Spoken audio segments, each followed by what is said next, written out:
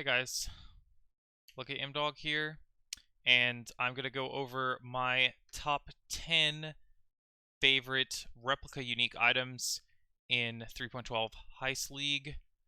I am gonna have a video out that goes over every single replica unique, but there's a lot of them. So if you want just a quick TLDR on what I think the most powerful ones or the most build defining ones are, this is the video for you. I'm gonna go through my top 10 counting up. In 10th place, we have the Replica Cold Iron Point, which gives +3 level to all cold spell skill gems, but it makes you deal no cold damage. This is powerful because it is very easy to convert cold damage to fire damage with things like Avatar Fire or cold to fire support or the Pyre Sapphire Ring. This could be super cool to use on spells such as Winter Orb or possibly Ice Nova. Basically any cold spell skill or any skill that converts physical damage to cold, such as Glacial Cascade. In 9th place is Replica Hyri's Truth. This is a pretty interesting one. It gives a lot of flat fizz and cold to spells, a large amount of dex, and grants level 22 Hatred skill, while also giving Hatred 50% less mana reservation, making it a 25% reservation aura. With no other investment in mana reservation and this amulet, you could run Hatred and 2 Heralds, or something like that. A large amount of cold damage leeches life and crit multi-roll make this a very well-rounded amulet for crits, or even for crit builds. You could even use this as a spell build. I'm pretty sure you could justify it just because of the leech and the crit and the hatred. Number 8 is Maloney's Mechanism. This alternate version lets you trigger bow skills when you cast a spell. So any build such as ED possibly, or BV Chieftain that uses a bow to scale the gem levels of a spell, this will be a very strong quiver to have in your offhand slot, allowing you to trigger things such as Frenzy or a Curse on hit setup. There are a lot of cool things you can do with this, and it's not build defining, but it can add a lot of utility and a lot of quality of life to those builds. Perfect Form. This is, I think, incredibly underpriced at the moment, but this replica unique has percent increased dexterity. Flesh and Stone is free, and it grants Hollow Palm. I think people are sleeping on this. I think this is an insane chest if you want to play Hollow Palm, if you want to play it on a budget, especially since I'm sure the jewel will be more expensive than this chest. I would definitely pick one of these up if you played Hollow Palm last league and you want to play it again. Replica Eternity Shroud grants physical damage as extra chaos damage per elder item equipped. It has the same line as its sister item, and it grants the level 20 shade form seen on the Shroud of the Lightless. This is super good for any physical spell or even a physical attack. There are lots of interesting things you can do with this. Lots of poison stuff, lots of just raw physical damage, spells, attacks. It's very diverse. It's very powerful. This is going to be number 5. Kind of lost track. Yeah, number 5. Replica Farrul's Fur. It's the cat's flip-flop between agility and stealth is flipped. So now you get a longer agility for more attack and cast speed, and instead of frenzy and endurance charges, you now have permanent frenzy, or frenzy and power charges. You now have permanent frenzy and endurance charges. It's basically regular Farruls with some very slight modifications that can tune it for some different builds.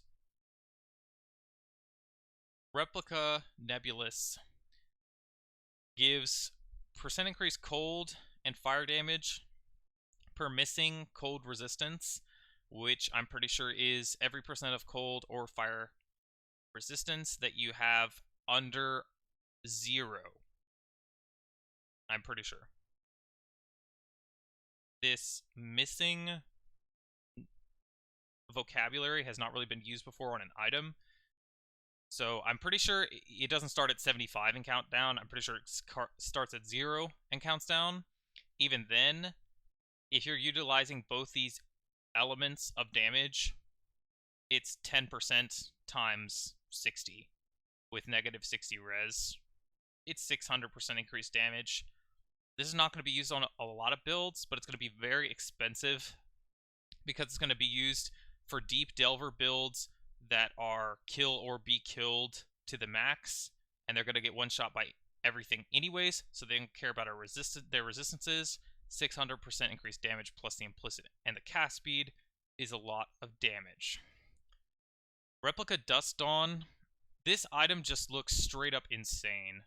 It has 35% chance to block, up to 20% elemental as extra chaos damage, up to 135% crit multi if you have maximum block chance, and up to 150% elemental damage if you've dealt a critical strike recently. There are so many things you can do with this. It's just generic elemental and crit scaling.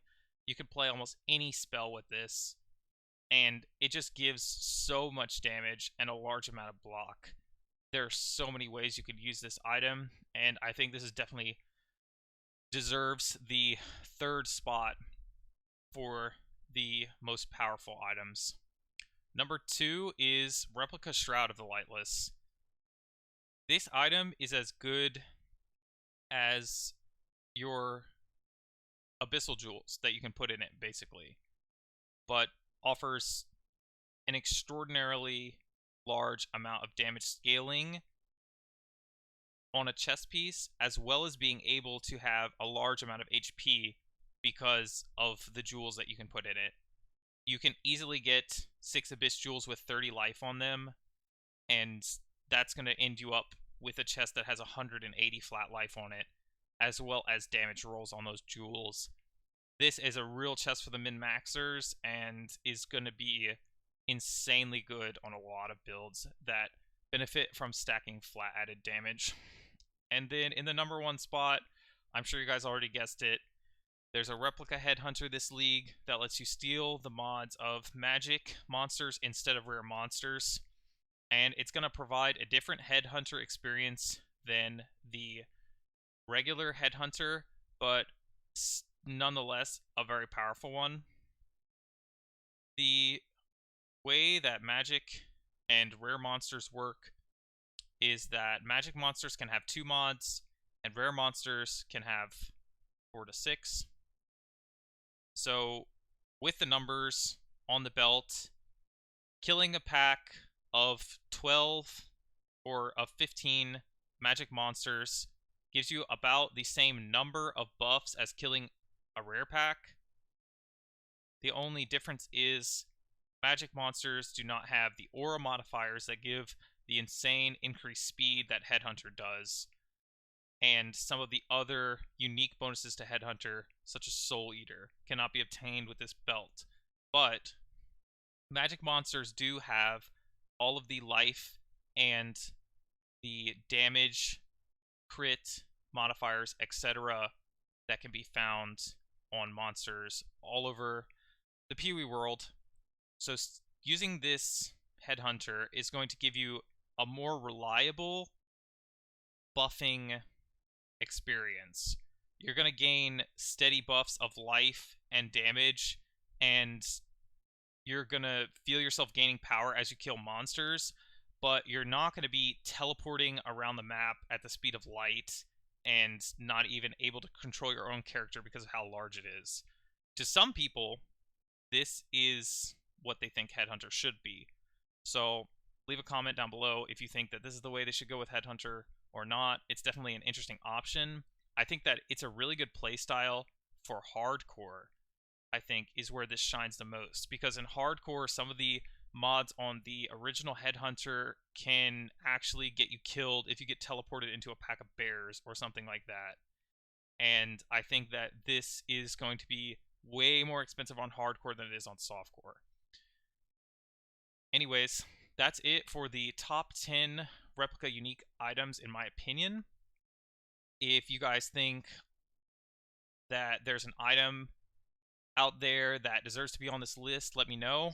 And if you have any questions or just want to support me, please check out my Twitch channel, and I would love it if you guys subscribed and liked the video. Thanks a lot for watching. Have a great day. This is Lucky out.